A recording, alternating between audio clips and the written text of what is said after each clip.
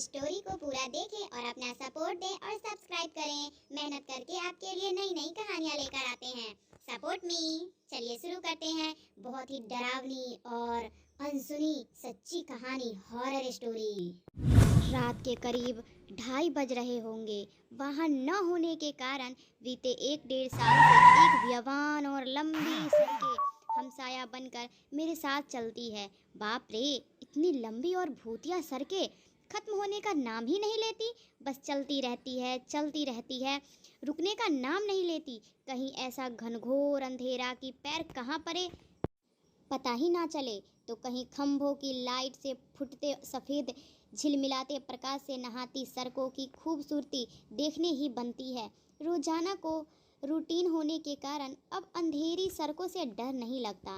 व्यवान रास्तों पर दिन भर इतना हैवी ट्रैफिक और हलचल रहती है कि एक कदम पैदल चलना भी दुभल हो जाए। मई की बेरहम गर्मी, माथे से चूता पसीना और ऐसे में अचानक हल्की हल्की ठंडी चलने लगे। माथे के पसीने से टकराती ठंडी हवा कितनी शीतलता प्रदान करती है। ऐसे में कौन बेवकूफ़ होगा जिसका मन गुनगुनाने को नहीं करेगा। गुनगुनाते हुए मैं आगे बढ़ ही रहा था कि अचानक आंखें एक जगह पर जाकर ठिठक गई। सड़क के किनारे एक सभ्य सी अधेड़ महिला खड़ी दिखाई दी। करीब 100-125 फीट की दूरी रही होगी।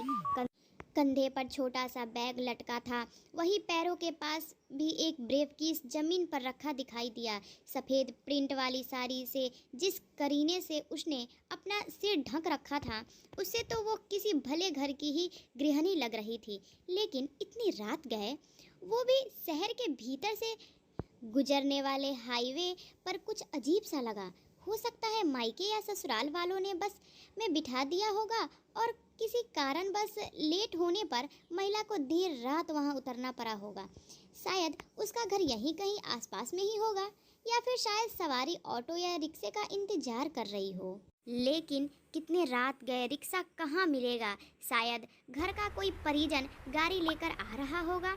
शायद सोचते हुए मैं उसके बहुत करीब आ गया। नज़रों से नज़रें टकराई, मगर वो जरा भी नहीं झेपी। मेरी आँखों में बराबर देखती रही।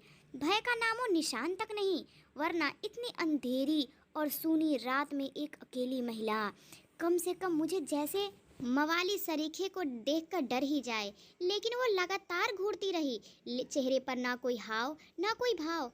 हाँ, होठों पर मुस्कुराहट बराबर जमी रही। मैं ही छिप गया, मुझे ही नजरें हटानी पड़ी, कहीं ऐसी वैसी तो नहीं।